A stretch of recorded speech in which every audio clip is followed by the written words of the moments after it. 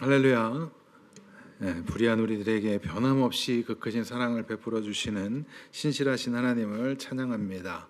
오늘은 지난 시간에 이어서 하나님의 복을 누리는 삶, 확신이라는 제목을 통해서 하나님의 백성인 성도는 어떻게 구원의 확신, 믿음의 확신을 가지고 살아가게 되는가, 어떤 것을 우리의 구원의 확신으로 삼아야 하는가에 대한 내용을 이 본문을 살피면서 말씀을 전하고자 합니다. 아무쪼록 오늘 설교를 통해서 불안한 삶이 아닌 그 믿음의 확신을 가지고 하나님 나라를 이루어가는 참된 하나님의 백성으로서의 삶으로 나아갈 수 있기를 소망합니다.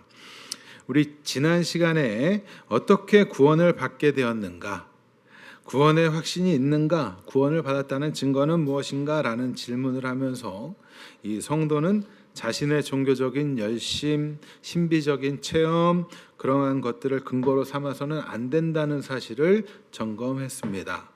그렇다면 건강한 신앙인, 곧 하나님의 복을 누리는 성도는 하나님의 약속, 언약을 믿음의 확신의 근거로 삼아야 한다라는 사실을 배웠죠. 아주 기초적인 거예요, 사실 이게.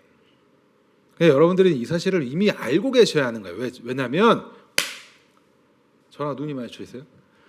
왜냐하면 적어도 여기 성인분들은 적어도 여기에 신앙생활을 하신 지가 벌써 꽤 오래되셨잖아요. 이거는 기초적인 거예요. 여러분들이 믿음에 나는 구원을 받았는가, 나는 어떻게 예수를 믿게 되었는가, 나는 구원의 확신을 어떻게 무엇을 근거로 삼아야 되는가에 대한 그 근본, 기초는 하나님의 언약에 있다는 사실을 여러분들 항상 기억하셔야 됩니다. 우리가 하나님께서 약속하신 그 약속을 믿음의 확신의 근거로 삼아야 하는 이유는 하나님께서는 말씀하시고 또 그 말씀을 이루시는, 그것을 이루어가는 과정이 우리의 입장에서는 역사라고 하는 거잖아요. 이 역사를 통해서 보이시는 바와 같이 변함이 없으시고 또 그 약속을 실패와 실수도 없이 반드시 지켜 행하시는 신실하신 분이시기 때문에, 하나님은 여러분들 어떤 분이에요? 신실하신 분이에요. 신실하다라는 말은 어떤 말이에요?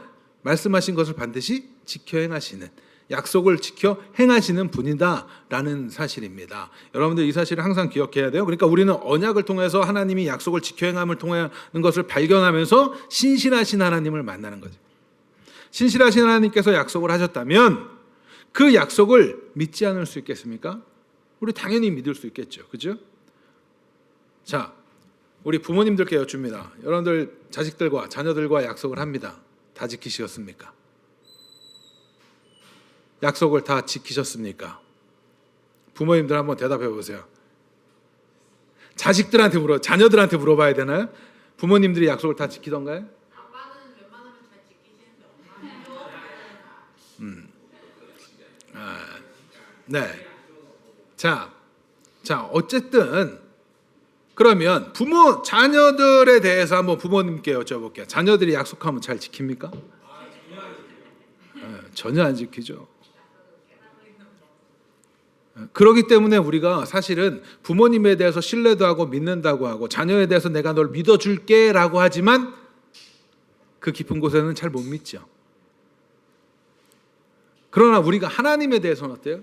하나님은 지켜 행하시는 분이에요. 그것을 이 인류의 역사를 통해서 창조부터 시작해서 보여주셨단 말이에요. 그렇게 보여주시는데 그 하나님을 못 믿겠다? 우리는 믿을 수밖에 없어요. 약속이 이루어짐을 기대할 수밖에 없는 거예요. 또 계획하시면 반드시 이루시는 분이기 때문에 결코 흔들림도 변함도 없는 하나님만 의지하고 기대해야 하는 것이지, 우리의 측면에서 내어놓는 것들, 그것들로 우리의 구원을 할 수도 없고, 그것들은 우리가 이 땅에서 확신으로, 구원의 확신으로 근거로 삼아서도 안 되는 거예요. 만약 여전히도 자신이 쌓아놓은 것들, 어떠한 것들을, 특히 이 종교적인 열심, 신비적인 어떠한 영적인 체험뿐만 아니라 도덕적인 그러한 삶, 윤리적인 삶, 행동들, 그리고 이 땅에서 쌓을 수 있는 명예, 권력, 인기 등 내가 쌓은 어떠한 업적, 그런 것들을 가지고 내가 이만큼 열심히 했잖아요, 나는 그래서 구원받을 수 있어. 나는 복받은 자예요. 라고 평가하거나 말해서도 안 됩니다. 이런 의미에서 예수 믿으면 복받습니다 라고 말하며 세상에서 얻는 그 부귀영화, 우리가 기복주의에 빠져서 하는 그러한 것들이 잘못됐다는 사실도 알 수 있겠죠. 그게 예수 믿었다는 증거가 아니란 말이에요. 구원받았다는 구원의 백성의 증거가 아니란 말이에요. 믿는 자들이기 때문에 무조건 잘 산다? 말도 안 되는 소리예요. 믿는 자기 때문에 병 안 걸려요? 그렇지 않아요. 사도 바울도 몸에 가시가 있었단 말이에요. 그래서 예수 믿어도 망할 수 있습니다. 예수 믿어도 병 걸릴 수 있어요. 여러분들 이 사실을 잘 기억하셔야 돼요. 그러한 것들을 우리의 믿음의 근거로 확신으로 삼아서는 안 돼요. 빨리 돌이키시기 바랍니다. 혹시라도 그런 생각을 가지고 있다면. 왜 그래요? 그것들은 언제고 상황에 따라서 내가 갖고 있는 형편에 따라 판단에 따라서 세상이 말하는 그 가치에 따라서 달라지는 것이기 때문에 그래요. 과거에 있었던 그 막 한참 인기가 있는 브랜드들이 있죠. 우리 제 사랑하는 또 동생 후배이자 동생이 우리 친구가 옛날에는 굉장히 멋쟁이였단 말이에요. 지금도 물론 멋쟁이지만 청바지 그때 그 당시에 유행했던 청바지들 브랜드 있죠. 우리 그거 지금 애들한테 주면 그거 좋다고 입을까요? 아 이게 뭐야 이럴 거예요. 그때는 우리는 굉장히 비싼 돈을 들여서 명품처럼 여기며 그걸 샀단 말이에요. 그런데 지금 주면 그거 브랜드 알아주지도 않아요. 그때는 굉장한 가치를 가지고 있었지만 지금은 달라졌단 말이에요. 맞죠? 그럼 여러분들이 지금 가치로 여기는 것들이 영원할까요? 우리가 어렸을 때 장난감 가지고 있었을 때 그거 굉장히 좋다고 막 아끼고 갖고 놀았는데 나중에 커서 보면 별거 아니에요. 시대에 따라서도 달라지는 것들을 여러분들의 보물로 복으로 가지고 있으면 안 된단 말이에요. 결코 변함없는 걸로 여러분들 가지고 계셔야 돼요. 우리는 나의 종교적 열심이나 그런 것들까지도. 그래서 우리가 지난 시간에 마태복음 7장 이야기를 살펴보면서 그런 내용들을 좀 점검했죠. 주여 주여 하는 자마다 그리고 선지자 노릇하고 귀신을 쫓아내고 주의 말씀 권능을 행해도 그것은 뭐라 그랬어요? 주님께서 불법을 행하는 거라 그랬잖아요. 그것들이 우리의 믿음의 근거가 되지 않아요. 내가 과거에 저도 이 앞에서 말씀을 전하는 저도 예전에는 그런 생각을 했던 것 같아요. 내가 우리 집이 얼마나 과거에 교회에서 열심히 했는데 여기서 증인이 되어주실 분들 여기 계실 텐데 얼마나 열심히 했는데 근데 그것이 나의 구원의 근거가 되지 않아요. 믿음의 확신으로 삼을 수 있는 것이 아니에요. 그렇기 때문에 우리는 분명히 알아야 돼요. 인간의 측면에서 내어놓는 그 어떤 모든 것 그걸로는 결코 우리의 구원의 증거가 될 수 없을 뿐만 아니라 믿음의 확신의 근거로 삼아서는 안 된다라는 사실을 여러분들 기억하시기 바랍니다. 자, 그렇다면 하나님의 복을 누리는 삶, 다시 말해서 구원의 확신을 있는 삶을 살기 위해서 우리가 더욱 깨닫고 더욱 알아야 할 메시지가 무엇일까요? 이 메시지에 대해서 사도 바울은 이제 자신이 약 3년 정도 말씀을 가르쳤고 목회했던 에베소 교회에게 이 편지를 보내요. 그런데 에베소의 서신, 에베소 이 편지를 보낼 때 사도 바울은 어디에 있었어요? 감옥에 옥중에 있었어요. 이 사실도 여러분들이 한번 잘 생각하시면서 말씀을 읽으셔야 돼요. 그 당시의 배경이 어떤가를. 감옥에 있는데 그가 보내는 서신의 내용이 지금 뭘까를 여러분들이 생각하면서 읽으셔야 더욱 풍성하게 그 하나님의 은혜를 누릴 수 있습니다. 자, 그 당시에 에베소 교회에는 어떤 일이 있었습니까? 이단들이 있었다고 그랬어요. 이단의 문제점, 이단이 들어오게 되고 이단은 뭐예요? 다른 복음을 전하는 거잖아요. 다른 복음을 듣게 되면 어떻게 돼요? 불안해져요. 자, 이 불안함이라고 하는 것은 사실 우리의 공허로부터 비롯되지요. 내가 뭔가 중심이 없기 때문에 흔들리니까 불안한 거예요. 결국에는 이것도 어디로부터 기인하냐면 죄로부터. 왜? 하나님과의 관계로 인하여 관계가 단절되니까 그 자리가 비어 있으니까 불안한 거란 말이에요. 그것을 채우기 위해서 사람들은 어떠한 중독을 갖게 되는 거예요. 그걸 채우려고. 어떤 사람 일 중독도 마찬가지야. 약물 중독도 마찬가지. 뭐에게 다른 거에 의존하게 되는 그 심리도 결국에는 뭐예요? 불안감을 해소하기 위해서거든요. 그러니까 여러분들이 이러한 근본적인 내가 나의 삶 가운데 왜 불안함이 있고 지금 뭔가 불편함이 있고 이러한 것들이 느껴진다 그러면 여러분들 그래서 기본적으로 하나님하고의 관계를 먼저 점검하셔야 되는 거예요. 자, 이단들의 그 거짓된 가르침은 결국 뭐예요? 우리의 마음을 흔들어요. 그렇죠? 우리의 마음을 불안하게 해요.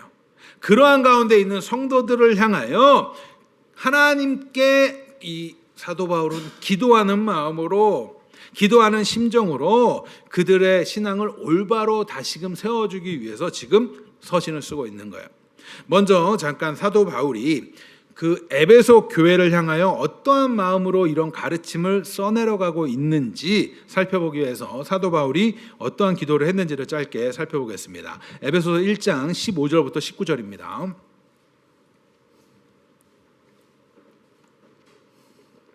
자, 같이 읽읍시다. 시작. 이로 말미암아 주 예수 안에서 너희 믿음과 모든 성도를 향한 사랑을 나도 듣고 내가 기도할 때에 기억하며 너희로 말미암아 감사하기를 그치지 아니하고 우리 주 예수 그리스도의 하나님 영광의 아버지께서 지혜와 계시의 영을 너희에게 주사 하나님을 알게 하시고 너희의 마음의 눈을 밝히사 그의 부르심의 소망이 무엇이며 성도 안에서 그 기업의 영광의 풍성함이 무엇이며 그의 힘의 위력으로 역사하심을 따라 믿는 우리에게 베푸신 능력의 지극히 크심이 어떠한 것을 너희로 알게 하시기를 구하노라. 아멘. 사도 바울은 에베소 교회를 향하여서 그 하나님께 기도를 하면서 그 내용을 쉽게 보자면 이런 거예요. 하나님 아버지께서 그의 영, 곧 지혜와 계시의 영이 성령의 은사, 성령의 역사, 그것을 통해서 하나님을 알게 하는 것, 그리고 마음의 눈을 밝혀주심으로 하나님을 알고 하나님의 백성으로 부르심을 받은 성도들이 품어야 할 소망, 그리고 그 기업, 다시 말해서 하나님의 백성이 되는 그 영광을 알게 해주시기를 간구합니다. 또한 그의 능력이 얼마나 큰지 하나님의 백성들이 알게 되기를 기도해요. 이러한 내용들을 깨달은 이들이 어떤 자들이에요? 바로 교회인 거예요. 교회. 우리를 위해서 죽으시고 부활하시고 하나님의 우편에 앉으셔서 이 세대뿐만 아니라 앞으로 올 모든 세대, 그리고 하늘에 있는 것이나 땅에 있는 모든 것 위에 계신 예수님과 하나된 교회, 하나님의 백성임을 그들이 다시금 확인하고 알게 하기 위해서 구하고 있는 거예요. 에베소 1장 20절, 23절까지 읽겠습니다. 같이 읽습니다.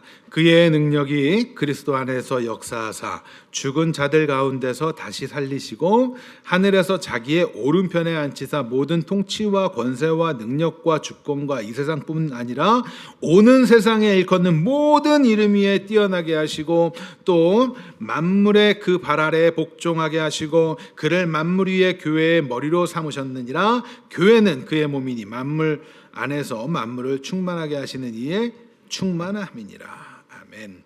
사도 바울은 이러한 하나님의 뜻이요 복음을 이들이 깨닫고 어떻게 되기를 믿음의 확신을 가지고 흔들림 없이 어떠한 그러한 유혹 속에서도 흔들림 없는 교회로서 이 세상을 살아가게 되기를 간구하는 마음으로 지금 교훈하고 있는 거예요. 저 역시 이 말씀을 준비할 때마다 이러한 마음을 품어요. 여러분들에게 사실은 제가 때때로 상담을 하거나 이야기를 막 하게 될 때도 이러한 마음을 갖고 있어요. 정말 하나님의 마음을 알았으면 좋겠어요. 하나님의 뜻하심을 알았으면 좋겠어요. 왜요? 예수를 아는 삶과 예수를 알지 못하는 삶은 다르거든요. 하나님을 아는 삶과 하나님을 알지 못하는 삶은 다르거든요. 이 땅에서 걸어가는 모습은 비슷할지도 몰라요. 아니 오히려 때때로 예수를 알지 못하는 이들의 어떠한 선행적인 행실, 도덕적이고 윤리적인 행실, 성공하는 삶이라고 하는 것들은 더 그들이 나을지도 몰라요. 그러나 영혼 가운데서 있는 하나님의 나라 안에 들어가는 그 끝이 다르단 말이에요. 하나님을 알지 못하고 세상으로만 나아가고 세상적인 어떠함을 하나님을 통해서 내가 구하고자 하는 그들을 보면 그래서 답답한 거예요. 안타까운 거예요. 그러한 마음으로 말씀을 준비해요. 여러분들도 이 믿음의 확신을 가지고 흔들림 없게 되기를 간절히 소망합니다. 정말 하나님을 알고 하나님의 뜻을 알며 하나님의 뜻 가운데 우리 모두가 살아갈 수 있기를 간절히 소망해요. 우리 교회가 그렇게 건강한 믿음의 확신을 가지고 살아가는 이들이 모이는 교회가 되기를 간절히 소망합니다. 평강의 주여 모든 것 위에 뛰어나신 예수님의 다스림 가운데 흔들림 없는 교회로 자라가기를 소망해요. 여러분들도 이러한 기도하시기 바라요. 여러분들의 가정이 그러한 가정이 되게 해달라고 기도하시기 바라요. 먼저 내가 그렇게 될 수 있기를 먼저 구하시고 그리고 그 안에서 우리 가정이 그런 가정 되게 해달라고 여러분들 간구하시기 바라요. 그러면 이렇게 되기 위해서 필요한 것이 뭐예요? 바로 하나님의 은혜인 거예요. 성령의 역사, 깨닫는 은혜를 베풀어 주시고 마음의 눈을 밝혀 주시는 것. 어떤 사람들은 믿고자 해도 믿을 수가 없다고 그래요. 여러분들 그거 아셔야 돼요. 내가 믿고 싶다고 해서 믿어지지 않습니다. 하나님의 은혜가 있지 않으면 믿어지지 않아요. 교회 공동체 안에는 나올 수 있어요. 안 믿어도 나올 수 있어요. 그런데 하나님을 정말 마음으로 알고 사랑하게 되고 알게 되는 거 하나님의 은혜가 없으면 안 돼요.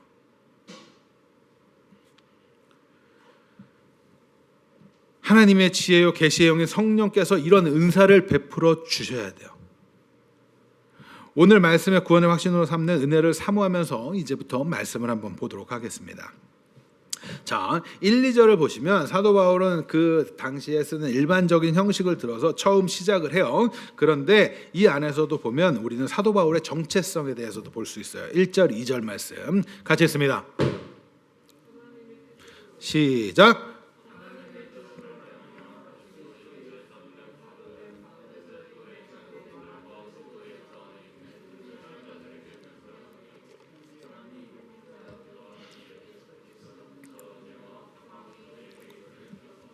자, 우리 학생들 책을 잘 읽고 똘똘하니까 물어볼게요.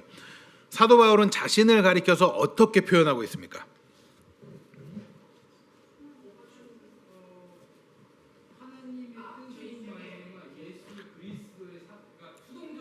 그러니까 그냥 여기 나오는 직설적인 표현으로 누구의 사도? 그리스도 예수의 사도된 바울. 이게 바로 바울의 정체성이에요. 자신의 호칭. 자, 사도라는 말은 보내심을 받은 자라는 거예요. 사도. 예수님도 보내심을 받았죠. 하나님으로부터. 그 예수님으로부터 다시금 보내심을 받은 자예요. 그 이러한 동사에서 유래한 말로서 보냄을 받은 자라는 표현. 이 바울은 자신을 누구로부터 보냄을 받았다? 누구의 사도니까? 예수님의 사도. 그리스도 예수의 사도예요. 그는 부활하신 예수님의 보냄을 받은 자예요. 예수님을 만났기 때문에 예수님의 보냄을 받은 자. 다메섹 도상에서 예수님을 만나고 영적인 눈, 마음의 눈이 밝아짐으로써 하나님을 알았죠. 하나님의 뜻을 깨닫고 오직 예수 그리스도만 전하는 사도. 그것이 사도 바울의 정체성인 거예요. 이렇게 자신을 표현한 사도 바울은 3절부터 이제 본격적인 서신의 내용을 기록해 가요. 3절 같이 있습니다. 크게 읽으세요. 크게 읽으세요. 시작.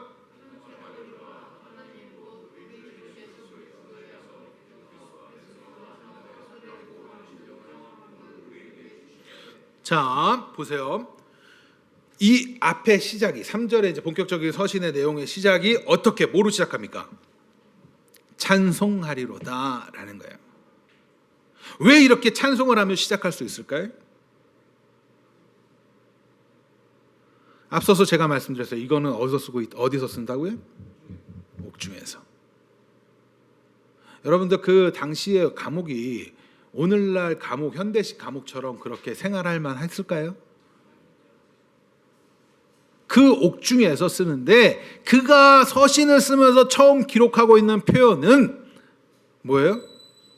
찬송이에요. 이것을 한번 깊이 한번 생각해 보세요. 어떻게 찬송을 할 수 있을까요? 여러분들 조금만 불평이 생기는 거, 불안이 생기면 찬송이 되나요? 조금만 불평, 불만 이런 것만 생겨도 그죠? 감사 나오지 않죠. 사도 바울은 어떻게 이렇게 찬송을 할 수 있을까? 여러분들, 우리는 대부분 많은 사람들이 신앙에서 보면서 부러워하는 성경 인물이 있어요. 대표적으로 누가 있습니까? 다윗, 솔로몬. 왜? 왕이잖아요. 요셉, 왜? 왜 그래요? 왕이니까, 총리니까, 대단한 인물 된 것 같으니까. 감옥에 가 있는 사도 바울은 별로 안 부럽죠. 진짜 여러분들이 부러워야 될 인물은 사도 바울 같은, 물론 모든 성경의 인물을 부러워할 수 있겠지만 그렇지 않아요? 감옥에서도 찬양할 수 있는, 여러분들 이런 것을 부러워하세요. 세상에서 뭔가 잘 나가는 그 사람들 부러워하지 말고 감옥에서도 어떻게 하면 찬양할 수 있는가? 왜? 기쁨이 있으니까 찬양할 수 있지 않겠어요? 감사가 있으니까 찬양할 수 있지 않겠어요? 그가 그럴 수 있는 이유가 뭘까요? 그는 하늘의 신령한 복이 무엇인지 알았기 때문에 그래요.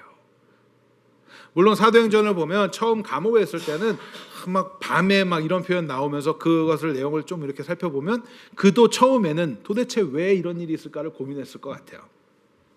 그런데 이 로마 감옥에 있는 마지막 점점 갔을 때 어때요? 사도 바울은 뭐 하는 자예요? 아까 정체성이 뭐였어요? 누구로부터 보냄을 받았어요? 뭐 하려고? 지금 복음 전하려고 갔는데 감옥에 갇힌 자란 말이에요.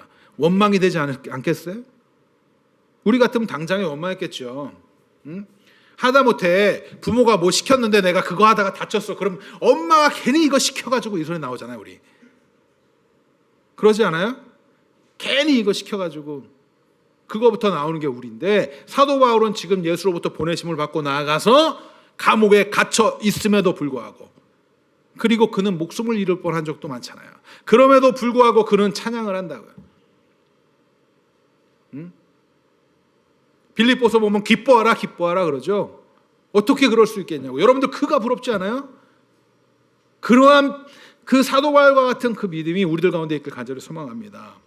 그는요, 하늘에 속한 모든 신령한 복을 베푸시는 하나님을 알았고, 하나님과 알았어요. 하나님을 사귐이 있었어요. 하나님의 은혜를 받아 하나님을 알고 마음의 눈이 떠 있어요. 우리 불안하죠? 여러분들 삶 가운데 불안함 겪잖아요. 그죠? 학생들은 시험 때만 되면 불안해하는 애들, 우리 여기 특별히 여기 많이 있어요. 아닌 사람도 있겠죠. 시험 때만 되면 자신의 불안에 떨어져 자신의 실력보다 더 안 나와. 네, 저기 나라고 가리키고 있는 우리 준이도 있고 있죠.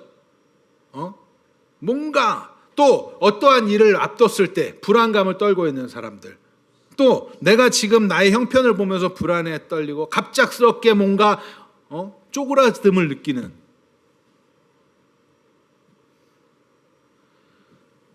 그러한 불안이 아니라 이제 여러분들이 정말 어떠한 상황에도 불안하지 않는 그 비밀을 여러분들 아셔야 돼요.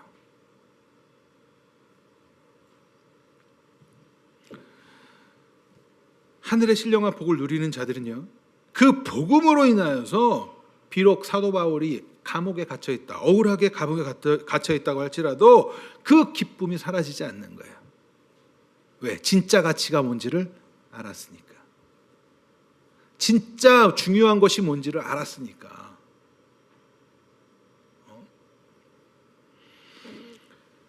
복음을 아는 자들은 그 어떠한 것들이 우리의 감격을 멈추게 할 수 없어요. 좌절하고 낙심으로 끝나지 않는다는 사실을 알아요. 비록 육신은 갇혀 있다고 할지라도 그 진리 가운데 진정한 자유함을 누릴 수 있는 게 복음을 아는 자들이에요. 하늘의 신령한 복을 누리는 자들이에요. 평안을 누릴 수 있는 거예요. 매일매일 여기만 보면서 아이고 이거 어떡하지 이거 어떡하지 걱정 염려하면서 살아가지 않아요. 그러지 않을 수 있어요.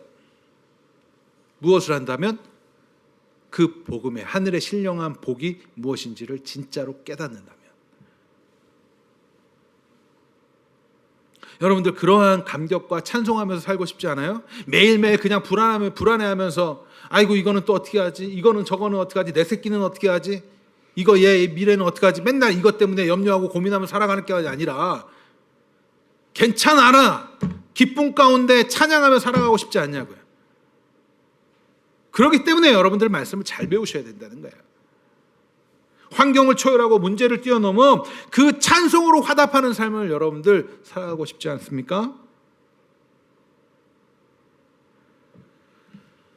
이렇게 찬송으로 시작하는 사도 바울은 거짓 복음으로 불안해하고 위태로우며 흔들리는 에베소 교인들을 향해서 하늘의 신령한 복이 뭔지를 이제 설명해 주는 거예요. 자, 그렇다면 하늘에 속한 이 신령한 복이 무엇일까요? 이 하늘에 속한 신령한 복이 뭔지를 알기 위해서는 먼저 좀 정리할 게 필요합니다. 그게 뭐냐면 바로 지난 시간에 잠깐 말씀드렸던 구속 언약이에요. 구속 언약 여러분들 들어보셨습니까? 네, 들어보신 분들도 계실 거고 안 들어보신 분들도 계실 거예요. 우리가 행위 언약, 은혜 언약 이 표현은 많이 들어봤지만 구속 언약, 구속 언약이란 삼위의 하나님께서 성부, 성자, 성령 삼위 하나님께서 하나님 나라의 완성, 다시 말해서 그리스도를 통하여 구원하실 하나님의 자녀를 향한 구원의 계획, 그것과 관련하여서 하나님의 시간 영원 속에서 삼위간에 세우신 언약이에요. 삼위간에, 성부, 성자, 성령 삼위간에 세우신 언약이라고. 그거는 우리에게 보이지 않지요. 하나님의 시간에 했으니까. 그것이 이 땅에 어떻게 해요? 은혜 언약, 그러니까 행위 언약, 은혜 언약 이런 식으로 펼쳐져 가는 거란 말이에요. 이때 성부께서는 성령을 보증인으로 삼아서 모든 선택자들의 대표로 모든 선택자들, 하나님이 창세전에 택하신 그 선택자들의 대표로 성자 예수님과 언약을 맺으시는 거예요. 그리고 성자께서는 무엇을 하세요? 완전한 순종을 하시기로. 완전한 순종. 그래서 의를 조건으로 모든 선택자들의 대표가 되세요. 예수님은. 성자 안에서 그리고 선택자들, 택함 받은 자들은 영생을 주시겠다는 약속을 이야기하게 되죠. 그러니까 이미 하나님의 시간인 영원 가운데 오직 그리스도 안에 있는 이들을 구원하시기 위해서 삼위간에 아주 긴밀하게 절대적인 협정을 맺으신 것을 구속 언약이라고 해요. 이해가 되시죠? 그러니까 삼위간에 맺으신 언약이구나. 삼위 하나님 간에. 이것이 이 역사 가운데 던져질 때 행위 언약, 은혜 언약의 방식으로 이렇게 표출되어져 가는 거예요. 자, 그럼 이 사실을 기억하면서 4절부터 14절을 우리가 한번 쫙 읽을게요. 다시금. 학생들이 4절 읽고 우리 성인들이 5절 읽습니다. 시작.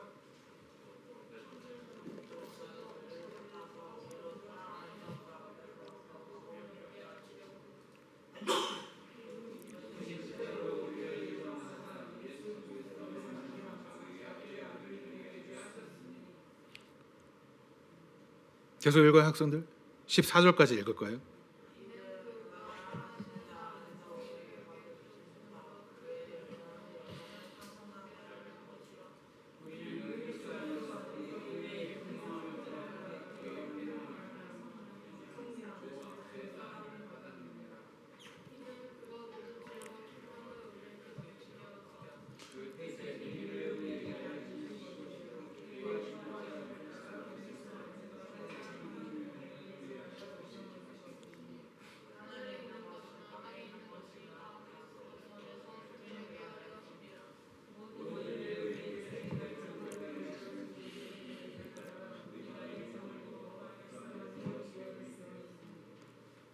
이는 우리가 그리스도 안에 전부터 바라던 그의 영광의 찬송이 되게 하려 하심이라. 13절.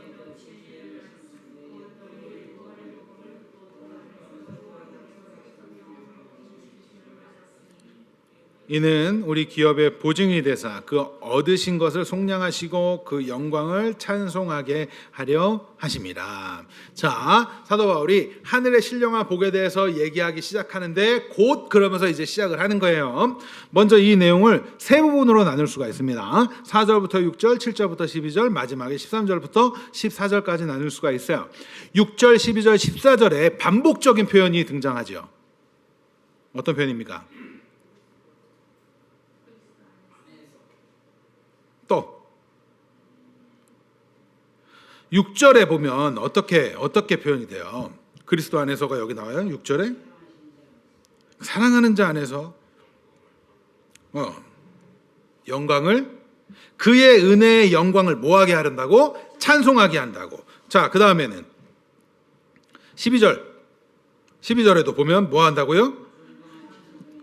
이는 우리가 그리스도 안에서 전부터 바라던 그의 뭐를? 영광의 찬송이 되게 하려고. 찬송. 자, 14절. 이는 우리 기업의 보증이 돼서 그 얻으신 것을 속량하시고 그의 영광을 뭐하게 하려고? 찬송하게 하려고. 자, 이러한 사실들을 우리가 잘 깨달으면 결국 우리도 뭐하게 돼요? 찬송하게 될 거란 말이에요. 찬송은 어떨 때 나온다고요? 하늘의 신령한 복을 알았을 때. 진정한 찬송은 그렇게 나와요. 다시 말해서 하나님께서 하늘에 속한 신령한 복을 우리에게 주시는데 그 이유는 그의 영광을 찬송하게 하려 한다는 거예요. 그러니까 이 내용을 잘 알고 있으면 우리도 믿음의 확신을 가지고 감옥에 있는 사도 바울처럼 우리가 어딘가에 뭔가 불안한 요소가 되는 어떠한 일들, 문제적 상황 속에서도 기쁨 가운데 하나님을 찬송할 수 있게 되는 그러한 기대를 여러분들 좀 해보시기 바랍니다. 자, 4절부터 14절의 전체 내용은 하늘에 속한 신령한 복을 주시기 위하여 아버지 하나님께서 예수 그리스도를 통하여 어떠한 계획을 세우셨고 또 예수 그리스도께서는 어떻게 이 일을 실행하셨으며 성령 하나님께서는 어떻게 이를 우리에게 적용시켜 주는지에 대해서 삼위 하나님의 그 구원에 있어서의 그 역할과 사역에 대해서도 이렇게 잘 설명이 되어져 있습니다. 그러니까 우리를 향하신 하나님의 기쁘신 뜻은 성부, 성자, 성령 하나님의 사역으로 우리에게 주어지는 놀라운 신비라는 거예요. 그런데 이것을 언제부터 계획하셨다? 창세 전에 하나님의 시간 가운데 삼위 하나님 간의 긴밀한 아까 구속의 언약을 맺으시고 그것을 나타내 보여주신단 말이에요. 자, 여러분들을 향하여서 하나님은 창세 전부터 계획을 하셨다는 거예요. 우리가 이렇게 삶 가운데 불안하게 막 살아가고 한치 앞을 모르는 인생을 살아간다고 하지만 사실 그리스도인들은 한치 앞을 모르지 않지요. 왜요? 그 끝으로 우리는 알고 있으니까. 우리가 왜 삶이 불안해요? 내 미래가 왜 불안해요? 어떻게 될지 모른다는 생각을 가지고 있으니까. 그러나 그리스도인들은 우리의 그 끝을 알고 있는 자들입니다. 어떻게? 우린 하나님의 나라에서 하나님과 사랑하며 있을 거예요. 그 사실이 여러분들에게는 가슴 뛰게 만들어야 되는 거예요. 그것을 언제부터 계획하셨다고? 창세 전에. 이 천지 만물이 창조가 되어지는 것이 결국 무엇을 위해서라고 우리 계속 배워왔죠? 처음 창조는 새 창조를 향하고 가고 있다 배웠지요. 이 과정을 통해서 하나님은 뭐 하신다고? 하나님의 나라를 완성하신다고. 그 표현이 우리의 입장에서는 뭐라고요? 생명을 얻는 거잖아요. 맞습니까? 여러분들을 위해서 이 천지 만물이 창조가 되는 거예요. 그러한 관점에서 이해하자면 그리스도를 위하여 창조가 되었는데 그것은 곧 뭐예요? 우리를 위하여 창조가 되는 거란 말이에요. 여러분들을 위하여서 천지 만물이 창조가 되는 것이고 이 땅에 돌아가는 이 모든 역사의 흐름도 뭐 때문에? 우리를 위하여, 그리스도인을 위하여서 이루어지는 일이에요. 그런데 뭐가 그렇게 문제 발생하면 불안합니까? 뭐가 그렇게 어렵게 살아요? 천지 만물을 창조하신 그 지혜의 하나님이, 역사의 주관자 되신 그 하나님이 우리의 주가 되시는데 여러분들의 삶 가운데 문제를 만나서 불안할 때 있어요? 그렇다고 한다면 다시금 말씀을 꺼내 드시고 하나님을 떠올리시기 바랍니다. 하나님이 우리의 삶 가운데 간섭하신다고. 여러분들은 우연이라고 말하는 것들을 사실은 그 안에는 하나님의 뜻하심이 있죠. 하나님의 계획이 펼쳐지는 거라고요. 전체 만물을 보면서도 우리는 그것을 깨닫는 거예요. 그리스도 안에서는 우연이 없습니다.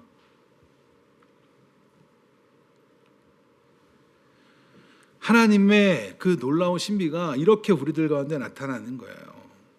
물질 세계가 존재하기 이전 하나님께서는 세우신 그 절대적인 협정 구속 언약을 이렇게 우리들에게 펼쳐 보여주시는 거예요.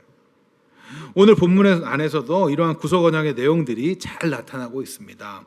이 점을 다시 한번 염두하면서 4절부터 6절을 한번 내용을 보도록 할게요. 이 내용들을 보시면 우리가 과거에 배웠어요. 제가 분명히 설교했었습니다.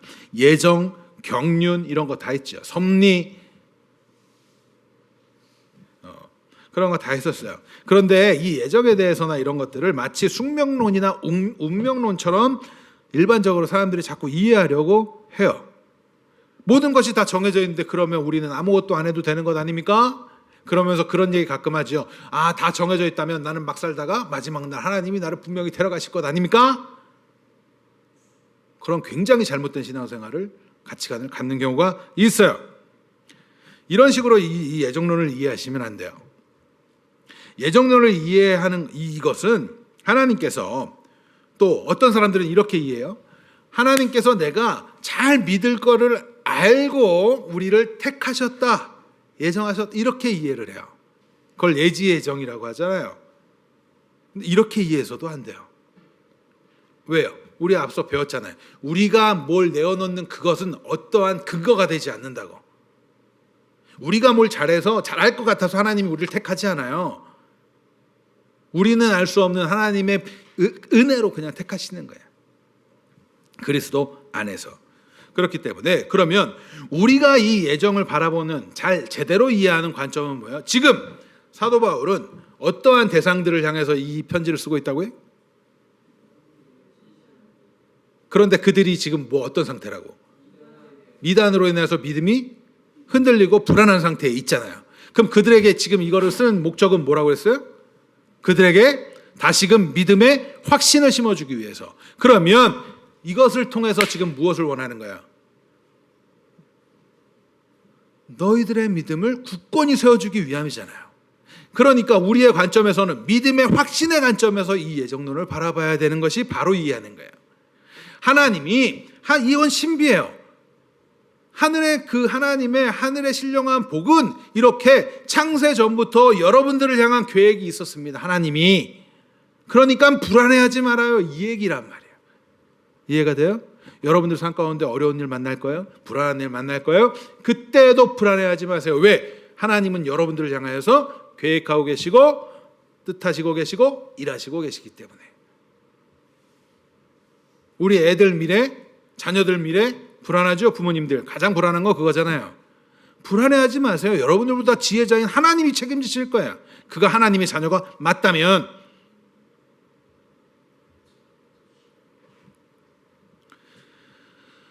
자, 하나님께서는 이렇게 우리는 더욱더 구원의 확신을 주시기 위해 사도 바울을 통해서 이 이야기를 해주시는 거예요.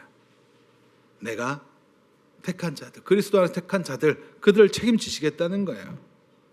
그것이 우리가 그 의도에 맞게 이해하는 거죠. 공부를 잘하는 방법을 우리 학생들에게 한 가지만 알려주자면 성적을 잘 맞는 방법. 가장 필요한 건 뭐예요? 첫 번째, 열심히 공부를 하고 시험장에 딱 갔어. 그때 일단 빨리 그동안 한 거를 스스스스스 보고 내가 여기서 틀린 거 보고 해야 돼. 문제를 잘 푸는 방법의 첫 번째는 출제자의 의도를 정확하게 파악하는 겁니다. 알겠어요? 그거를 파악하지 못하면 나는 다른 답을 쓸 수밖에 없는 거야. 그러니까 문제를 잘 읽어야겠죠.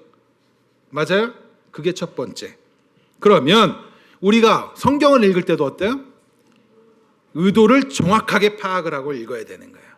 그러니까 성경을 가지고 이것저것 내가 원하는 대로 막 끄집어 와가지고 읽으면서 성경은 이렇잖아요? 이런 소리 하면 된다 안 된다? 안 된다. 그래서 의도를 배우는 거야 이렇게. 자, 그러면 여러분들이 어떻게 예수 그리스도를 구주로 고백하게 되었습니까? 우리의 입장에서는 어떻게 되는 거예요? 내가 믿기로 한 거죠. 우리의 입장에서는 교회로 나오기 했기 때문에 먼저 이렇게 이해를 합니다. 물론 이 중에는 어쩔 수 없이 오는 친구들도 있겠지만, 그러나 오늘 말씀 안에서 보면 어떻게 돼요? 하나님께서 창세 전에 그리스도 안에서 우리를 뭐했다? 택했다라고 얘기한단 말이에요. 그뿐만 아니라 이를 기쁘신 뜻대로 예정하셨다라고요. 하나님의 기쁨이란 말이에요. 이게 4절부터 6절까지 다시 한번 읽습니다. 시작. 4절부터 6절 시작.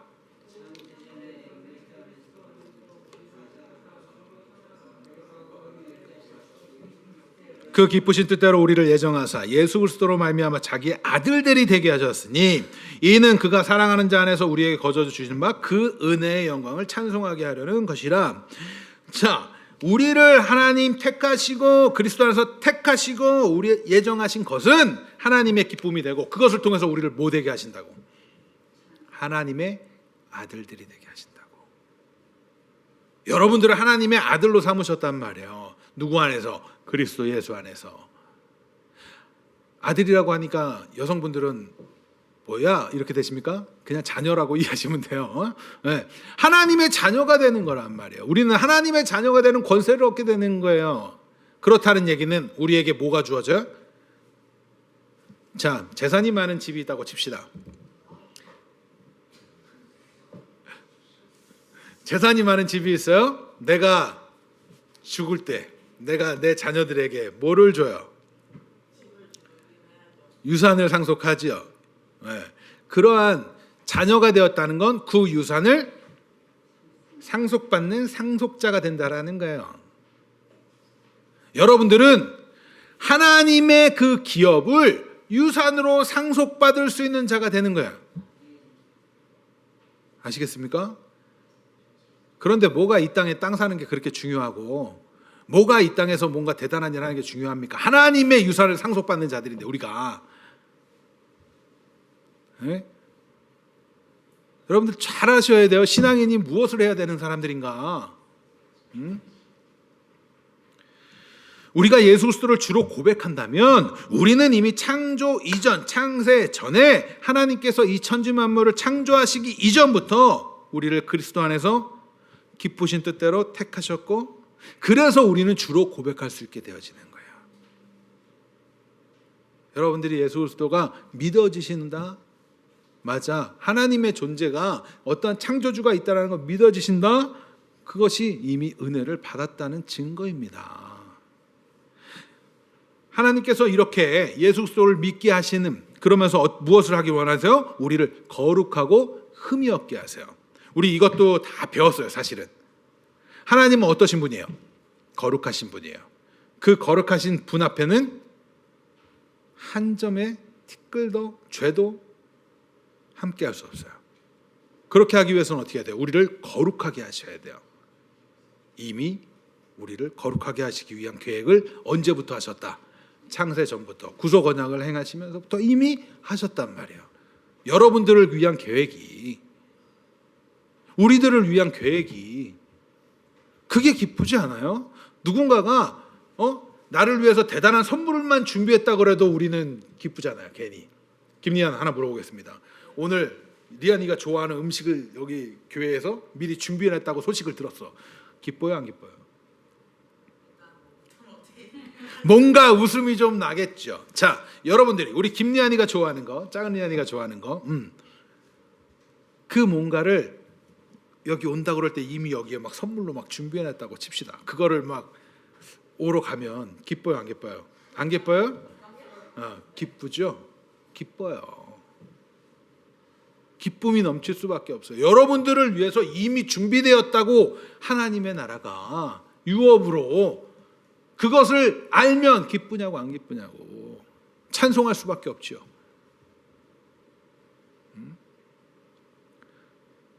기뻐요. 기쁠 수밖에 없어요. 이 사실을 여러분들이 좀 알았으면 좋겠어요. 이 사실이 여러분들의 가슴을 뛰게 했으면 좋겠어요. 감격할 수 있게 했으면 좋겠어요. 그것을 위해서 저도 기도합니다. 여러분들도 기도하셔야 돼요. 또 특히 우리 부모 세대, 예수를 내가 구주로 영접하고 있다고 하는 부모 세대도 우리 자녀들을 위해서 그것을 위해서 기도하셔야지. 뭐 대단한 일 하는 거 그거 위해서 기도하는 거, 하나님이 그가 아들이면 책임지실 거라니까. 그들을 위해서 기도해야 되는 건 정말 그 기쁨을 알 수 있어요. 나중에 애가 대단한 일 했어요. 이 땅에서 뭐 우리가 소위 말하는 엘리트가 되고 대단히 높은 자리에 올라가서, 근데 그가 예수 안 믿으면 어떡할 거예요? 아이 막연히 하나님 하시겠지 뭐 이렇게 생각하실 거예요? 하나님은 사람을 통해서 일하고 그들을 통해서 복음을 증거하시는데 나중에 나는 천국에 가 있는데 자식은 저 지옥에 가 있다 그러면 어떻게 하실 거예요?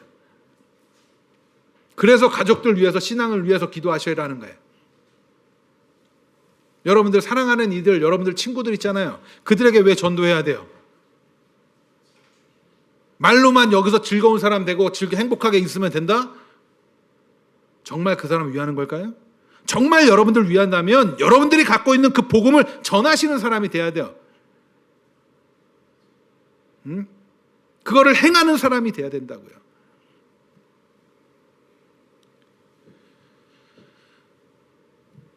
우리는 이 사실을 알면서 이 사실을 감격하는 사람이 돼야 돼요. 왜? 하나님의 기쁨이 우리의 기쁨이 되어야 하는 사람이 돼야 돼요. 지난 시간에 말씀 도중에 잠깐 이런 얘기했던 거 기억하실 것 같아요. 행위언약과 은혜언약의 관계 가운데 구원의 방식이 바뀐 것인가? 이거 잠깐 설명을 좀 해야 될 것 같습니다. 행위언약하에서 법을 내가 지켜 행하는 것인데, 그죠? 행위언약은 아담과 맺으신 언약이잖아요. 선악을 알게 하는 나무의 실과를 먹지 말라. 그래서 의를 지켜라, 순종해라, 이 얘기고. 그런데 불의했기 때문에 죽음으로 가는, 그것이 행위언약이었어요. 인간의 실패로 인해서 그 다음에 우리는 이렇게 이해하죠. 하나님이 은혜 언약을 다시 맺어주셔서 했구나. 이렇게만 우리가 시간적인 개념에서 이해를 하면, 자꾸 순차적으로 시간적인 개념에서만 이해를 하면 마치 구원의 방식이 달라진 것 같은 느낌을 받죠. 그렇지 않아요? 그러나 여러분들 그것을 분명히 아셔야 돼요. 하나님은 구속 언약 가운데서 이것을 행하시는 거예요. 이미 예수가 준비되어 있는 거예요.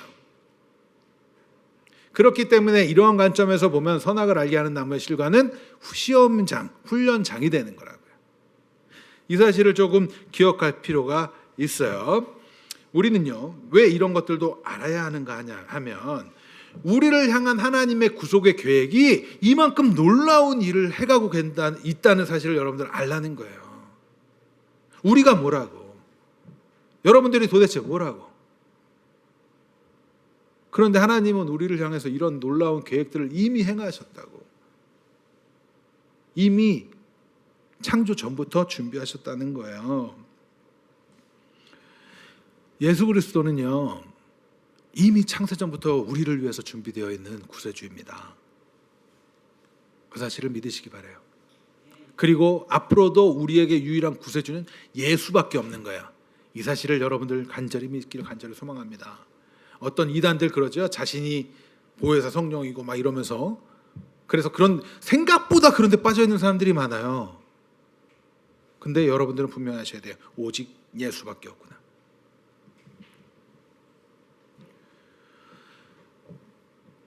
하나님의 그 놀라운 계획은요, 우리를 향하고 있어요. 하나님의 자녀만을 향하고 있어요. 그 위대하심을 발견하고 우리의 신앙을 더욱 확신 있는 삶으로 이끌어가면, 그것을 할 때 우리한테 뭐가 나오겠어요? 찬양이 나오겠죠.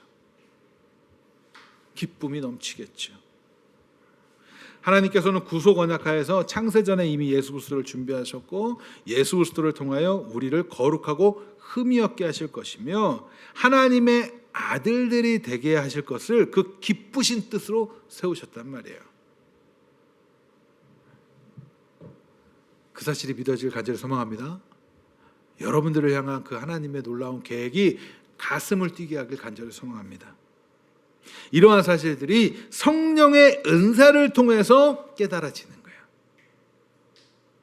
가끔 사람들은 성령의 은사 그러면 뭐 방언 얘기하고 뭐 병이 낫고 이런 것만 자꾸, 아니요. 성령이 우리에게 임하시면 하나님의 말씀에 대해서 깨달아가요. 그게 마음으로 믿어져요. 그래서 예수님 그러시죠. 죄에 대해서, 의에 대해서, 심판에 대해서 내가 너희에게 가르쳤던 모든 것을 알게 하는 것. 그게 성령의 근본적인 사역이란 말이에요. 그 은사가 여러분들 가운데 있기를 간절히 소망합니다. 그러기 위해서 기도하시는 거예요. 성령의 충만함을.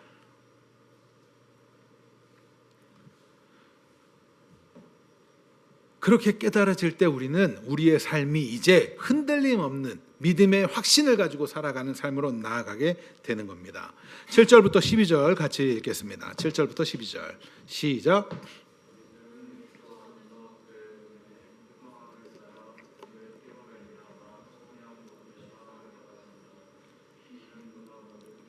총명을 우리에게 넘치게 하사 그 뜻의 비밀을 우리에게 알리신 것이요 그의 기쁘하심을 따라 그리스도 안에서 때가 찬 경륜을 위하여 예정하신 것이니 하늘에 있는 것이나 땅에 있는 것이 다 그리스도 안에 통일되게 하려 하심이라. 모든 일을 그의 뜻의 결정대로 일하시는 이의 계획을 따라 우리가 예정을 입어 그 안에 기업이 되었으니 이는 우리가 그리스도 안에서 전부터 바라던 그의 영광의 찬송이 되게 하려 하심이라.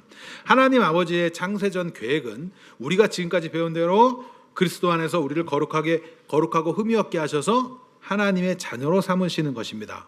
맞습니까? 믿으시기 바랍니다. 그런데 그 일을 위해서 필요한 게 뭐예요? 예수님의 그 실행이 필요하다고요. 역사 가운데 하나님의 독생자이신 예수 그리스도께서 그 일을 행하셔야 되는 거예요. 예수님께서는 행위 언약 아래 오셨죠.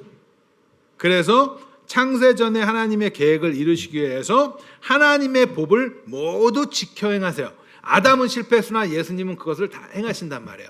의를 죽기까지 순종하시면서 그 의를 나타내시는 우리의 죄값을 지불하셨어요.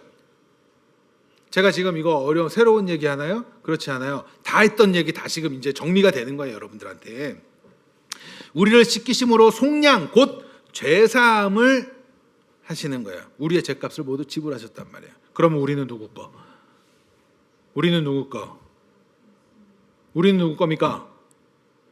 우리 부모님들 자식은 내 거예요? 착각하시면 안 돼요. 자식은 여러분들 거 아니에요. 다 주의 거. 예수님의 것이에요. 그러면 누가 책임지실 거예요? 우리의 머리 대신 예수 그리스도가 책임지실 거 아닙니까? 그가 통치하시고 다스리실 거 아니에요. 그러니까 여러분들이 해야 되는 건 그들이 잘 그리스도인답게 살아갈 수 있도록 모범이 되어주시고 그들을 위해서 기도하시는 거예요.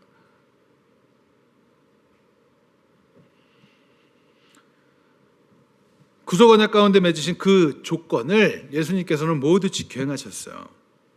예수님께서는 그 일을 행하셨고 아버지 하나님께서는 이제 우리를 예수님의 기업으로 소유로 주셨어요. 근데 우리가 예수 그리스도와 하나가 되어 있기 때문에 하나님의 자녀가 되었기 때문에 이제 예수님의 기업도 우리가 상속자가 되는 거예요. 하나님의 상속자, 자녀가 되었기 때문에. 그래서 우리에게 속해 있기 때문에 이로 인해서 우리는 이제 하나님의 상속자라는 신분을 기억하셔야 돼요.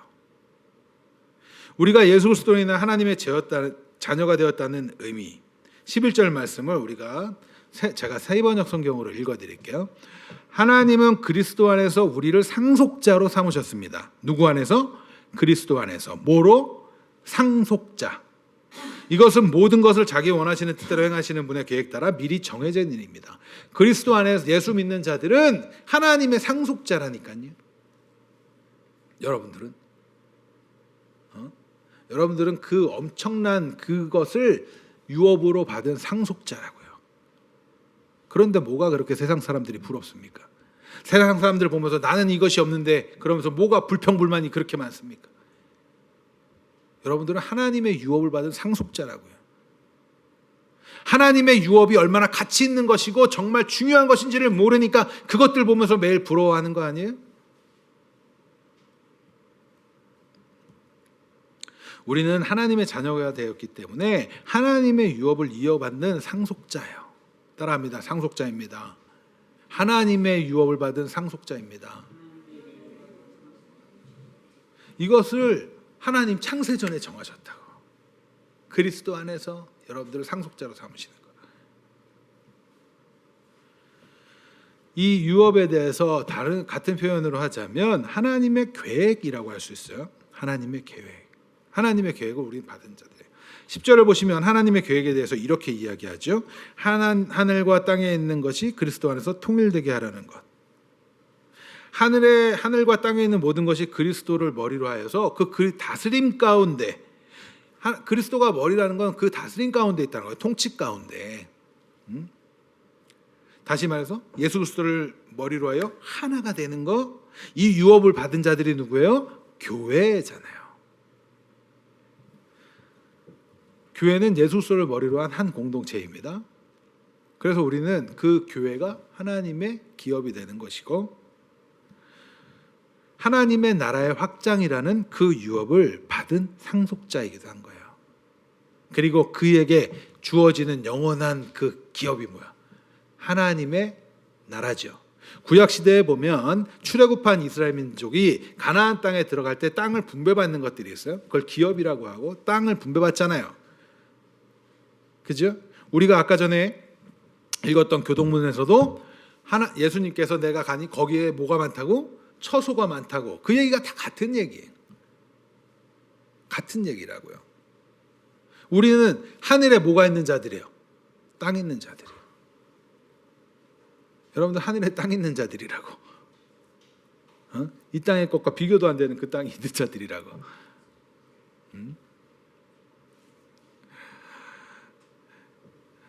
우리는요, 하나님의 나라라는 확장, 하나님의 나라의 확장이라는 유업을 받은 자들입니다. 그래서 예수님 말씀하셨죠. 뭐라고?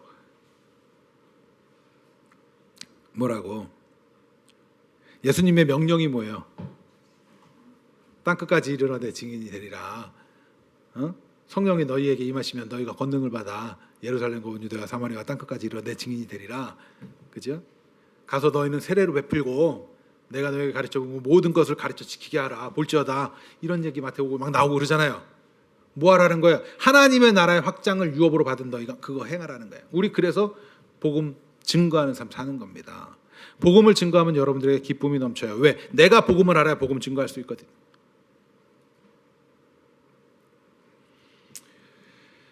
우리는요, 하나님의 영광을 찬양할 수밖에 없는 자들로 부름받은 거예요. 도대체 우리가 뭐라고? 우리가 뭐라고 하나님의 그 유업을 받은 자들이 되겠습니까?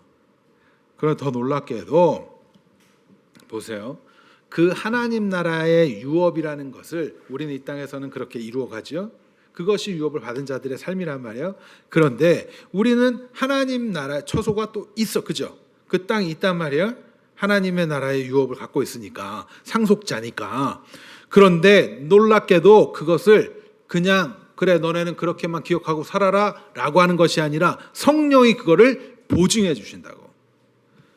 13절 14절 같이 읽겠습니다. 크게 시작.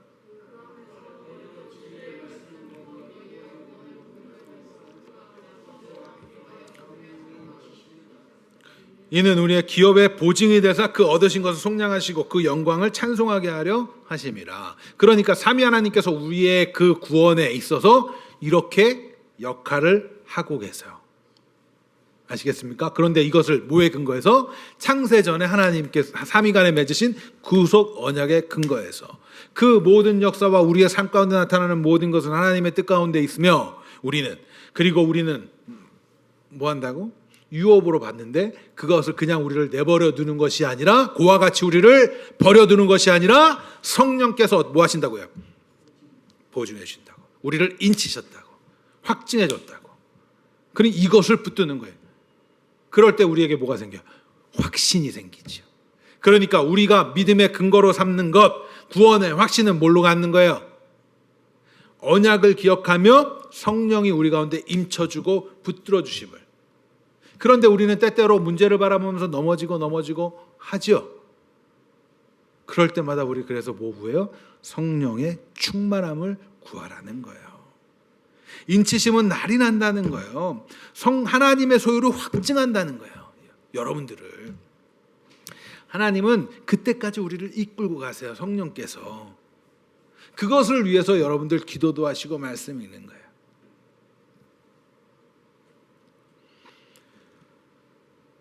하나님이 우리를 인쳤다면 우리가 불안해할 필요 있습니까? 불안해할 필요 없죠. 하나님이 붙들어 주실 건데 우리가 언제까지? 완전한 구원이 이루어질 때까지. 우리는 이 땅에서 구원을 맛봐요. 그러나 우리가 죽고 그 이후에 이 땅을 떠나는 그 이후에 물론 하나님이 그 중간에 다시 오실지도 모르죠. 예수님이 우리가 이 땅을 살고 있는 동안에 오실지도 몰라요. 그건 모르는 거예요. 하나님의 때는 모르니까. 그런데 일반적으로 우리는 이 땅에서 죽고 하나님 나라 그 안에 들어갈 때 우리는 완전히 그것을 이루겠죠. 맞습니까? 이 사실을 여러분들 기억하셔야 돼요. 그러면 우리는 이 땅에서 성령의 보증, 인침을 받은 자로서 성령과 깊이 교제하며 말씀을 살아 숨쉬는 그 말씀대로 살아가는 것이 성도의 삶이라고요. 여러분들이 가지고 있는 가치관들이 있을 거예요. 응? 경제관도 있을 거고 정치관도 있을 거고 어떠한 것도 있죠. 그런 것에 목매지 마세요. 여러분들이 목매야 되는 건 뭐예요? 그리스도인다운 삶이에요. 신앙인의 올바른 가치관을 가지고 그것을 가지고 이 땅의 것들을 바라보는 것이 중요한 거예요. 그리고 살아가는 거지. 성령의 인도하심, 인침에 따라서. 예수님께서 약속하신 성령께서는 우리들 마음 가운데 계시고 보증해 주시기 때문에 우리가 구속의 그날, 구원받는 그날까지 확신을 심어줍니다. 여러분들 삶 가운데 문제로 만나서 또한 어떠한 환경으로 인해서 불안하세요? 성령의 충만함을 구하세요. 성령의 충만함을 구하세요. 말씀을 읽으시고 기도하시란 말이에요. 성령을 충만함을 구하면서. 정말 주 안에서 사랑하는 성도 여러분, 우리 교회가 이러한 믿음의 확신을 가지고 걸어가는 교회 되길 간절히 소망합니다. 여러분들의 가정이 그런 가정 되길 소망해요.